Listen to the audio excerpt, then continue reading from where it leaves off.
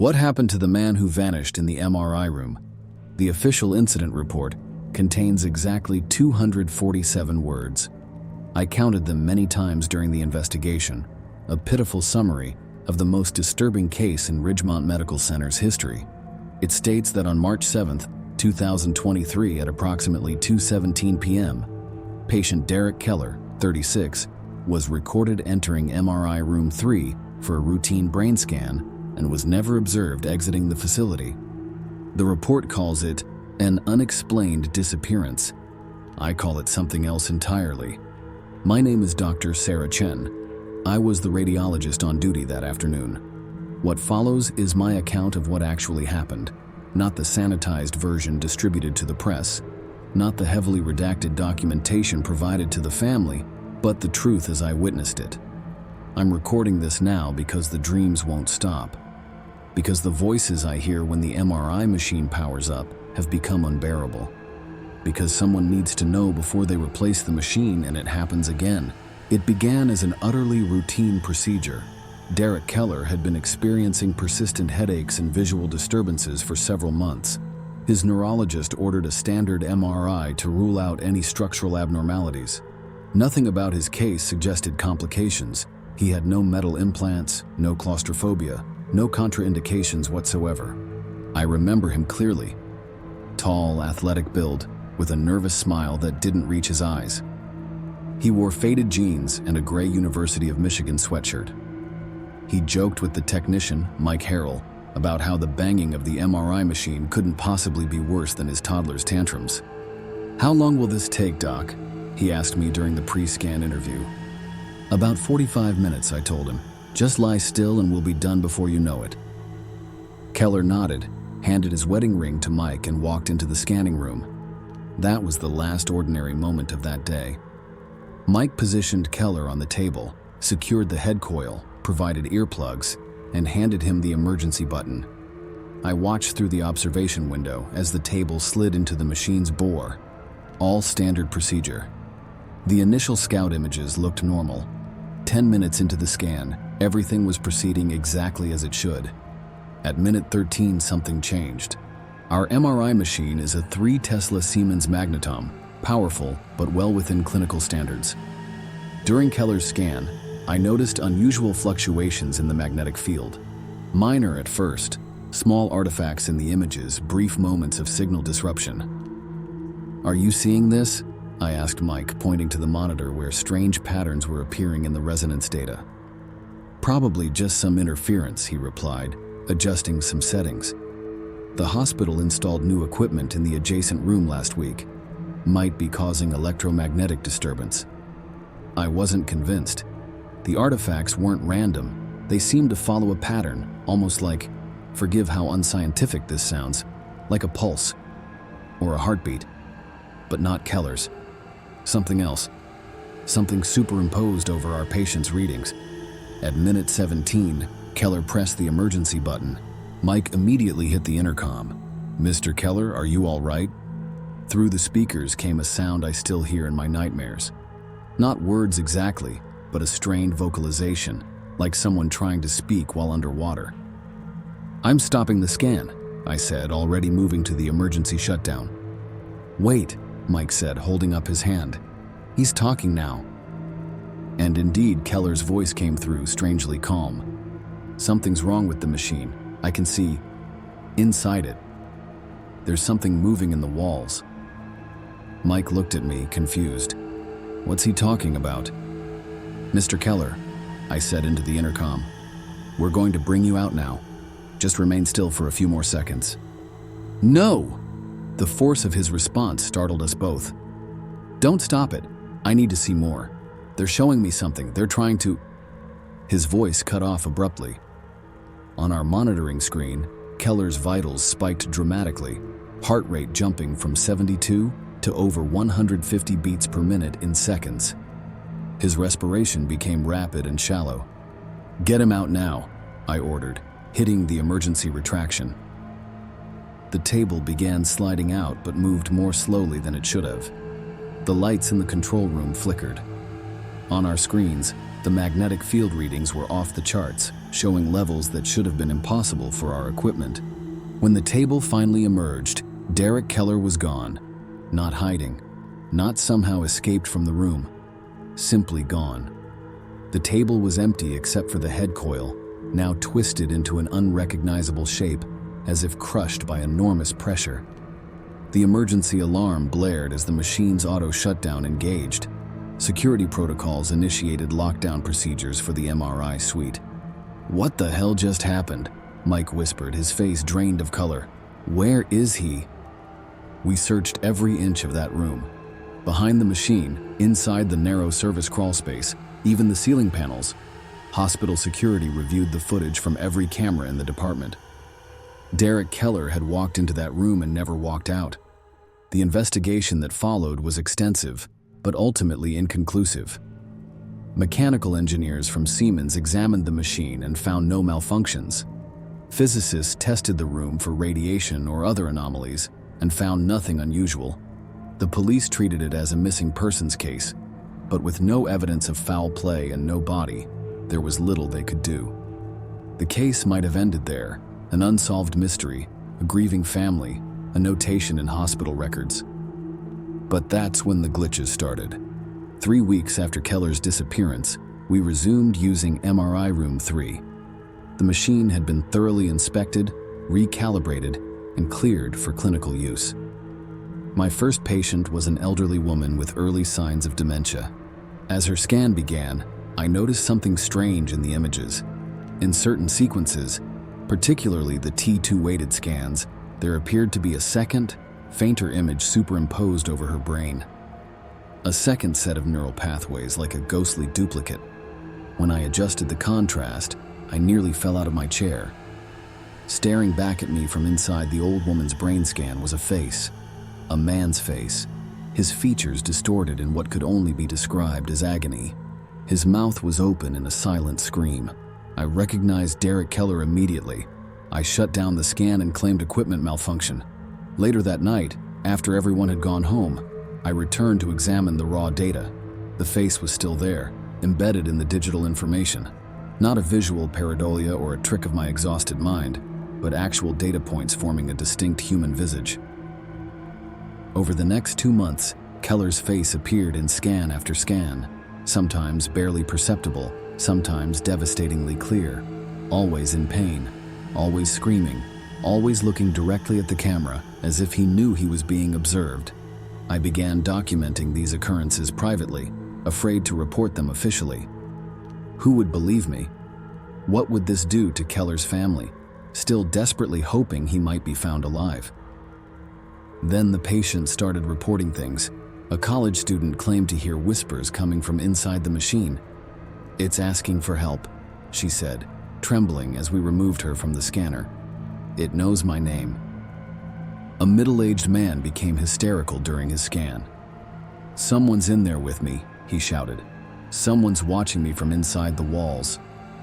An 8-year-old boy emerged from his scan with a message. "The man in the machine says he's trapped between places," he reported matter-of-factly. "He says the doctors need to shut it down before they take more people." Administration attributed these incidents to claustrophobia and the psychological strain of medical procedures. But I knew better. I had the images. I had the data. Something impossible had happened to Derek Keller, and whatever it wasn't over. 6 months after Keller's disappearance, I was reviewing a particularly disturbing scan that showed his face seemingly reaching toward the patient when Mike entered the reading room. "You need to see this," he said, his voice unsteady. He handed me a tablet displaying email correspondence between hospital administration and Siemens. The emails revealed that our MRI machine had been part of an experimental program testing new quantum resonance technology. The standard 3 Tesla magnet had been augmented with specialized components designed to achieve greater image resolution by exploiting quantum field effects. These modifications weren't in the official documentation. They were classified as trade secrets, implemented under strict confidentiality agreements. "They knew," Mike whispered. "They knew something was wrong with that machine and they kept it running." Further digging revealed something even more disturbing. Ours wasn't the first case. At a research facility in Arizona, a technician had reported momentary disappearances during experimental scans, subjects who seemed to vanish for microseconds before reappearing. In a university hospital in Germany, patients reported seeing others inside the machine during their scans. Both facilities had been using the same modified technology. The scientific explanation, buried in technical jargon, suggested that under specific conditions, the quantum-enhanced magnetic fields could potentially interact with neural electricity in unprecedented ways, creating temporary informational bridges between quantum states. In layman's terms, the machine wasn't just taking pictures of the brain, it was interfacing with consciousness itself, and somehow, sometimes, that interface went both ways. What happened to Derek Keller began to take horrifying shape in my mind. The machine hadn't just scanned him, it had translated him, his physical form converted to information, to quantum states that existed in some space our conventional understanding of physics couldn't account for. He wasn't dead, he was data, conscious data somehow preserved in the machine's quantum field, emerging fractionally whenever the specific resonance patterns that captured him were recreated during subsequent scans. Last week, I decided I needed proof beyond the images I'd collected. I needed to communicate with Keller directly. Against all protocol and professional ethics, I scheduled the MRI room during overnight hours and prepared to scan myself. Mike agreed to operate the machine after I explained my theory. 30 seconds, he insisted. If anything strange happens, I'm pulling you out immediately. I lay on the table as it slid into the bore, the familiar claustrophobic tunnel enclosing me. The machine powered up, the magnetic field enveloping my skull, the rhythmic knocking beginning its percussion. At first, nothing unusual happened, just the standard discomfort of an MRI.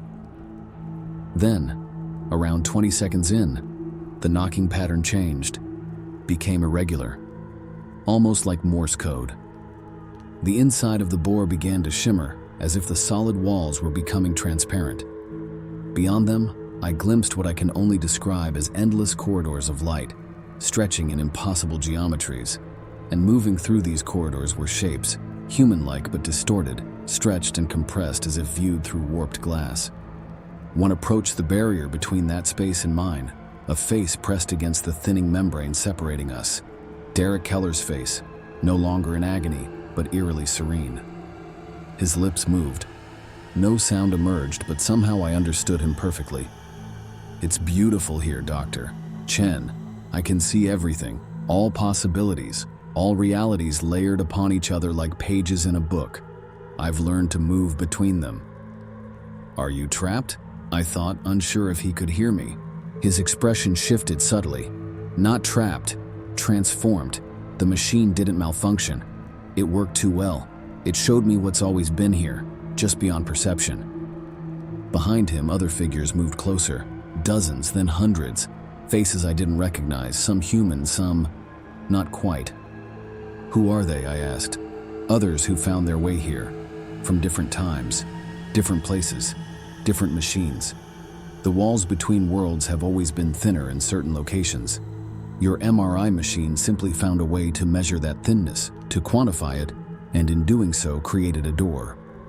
Can you come back? I asked. Keller's expression turned to pity. Back to what? A single fixed point in space-time? A linear existence bound by physical limitations? Why would I want that? The other figures pressed closer to the barrier, their features becoming clearer. Some appeared peaceful, even radiant. Others were disturbing, faces frozen in expressions of eternal horror, or corrupted by something that had rewritten the very structure of their being. They're coming through more frequently now, Keller continued. Your machine damaged something essential in the boundary. Each scan weakens it further. Soon, the membrane will fail completely. What happens then? I asked, cold dread settling in my stomach. Convergence, he replied simply. What exists there will exist here. What exists here will exist there. Billions of consciousnesses suddenly aware of all their possible variations, all their parallel lives and deaths. Most minds will break under the strain. I felt pressure building inside my skull, a sensation of multiple presences crowding into my thoughts. Whispers in languages I didn't understand but somehow comprehended. Knowledge that wasn't mine flooding my awareness. "Shut it down," Keller said, his serene expression giving way to urgency. "Destroy the machine." I thought this was evolution, the next step for consciousness. But something else is using the breach, something that was waiting for an opportunity like this, something ancient that exists between spaces. Behind him, the figures began to change, human features melting away, revealing geometries and dimensions that my brain couldn't process, entities that seemed to exist simultaneously as form and void, presence and absence. "What are they?" I gasped, blood beginning to trickle from my nose as the pressure increased. "The quantum field doesn't just connect spaces," Keller replied, his own form beginning to distort. "It connects times, all times, including those before humans, before Earth, before this universe structured itself according to our physics." His face stretched, features elongating impossibly. "They've been waiting in the spaces between moments, in the quantum foam beneath reality, and now they've found a way in." The barrier between us thinned further. I felt hands, not human hands, reaching into my mind, sifting through memories, rewriting neural pathways. My vision fractured, showing me multiple overlapping realities simultaneously. I screamed. The table jerked backward, yanking me from the machine. Mike was shouting, his voice seeming to come from multiple directions at once. Alarms blared throughout the MRI suite. "Your nose is bleeding," he said, pressing a cloth to my face. "And your eyes." I caught my reflection in the control room window. My eyes were wrong. The pupils elongated vertically like a cat's, the irises fracturing into kaleidoscopic patterns that shifted with each blink. "We need to destroy it," I gasped, struggling to my feet. "The machine. We need to shut it down permanently." "Sarah, you're not making sense. You were only in there for 20 seconds. 20 seconds? I stared at him in confusion. It felt like hours. "You started screaming almost immediately. I pulled you out as fast as I could." The implications hit me all at once. Time flowed differently there, in that in-between space. What had been minutes for Keller might have been months in our reality. What felt like hours to me had been merely seconds here. How long had those ancient entities been waiting? How differently might time pass for beings that existed before time itself was structured? The hospital administration refused to destroy a multi-million-dollar machine based on what they called my stress-induced hallucination. My medical license was suspended pending psychiatric evaluation. The official story became that I had suffered a breakdown due to overwork and guilt regarding Keller's disappearance. Perhaps they're right. Perhaps what I experienced was nothing more than a psychotic episode triggered by months of stress and sleep deprivation. But my eyes remain changed. The pupils shift between normal and slit-like, depending on the time of day and proximity to electronic devices. And I can see things others can't. Flickers of alternative possibilities playing out simultaneously. Moments where reality seems to stutter and repeat like a corrupted video file. The MRI machine remains in operation.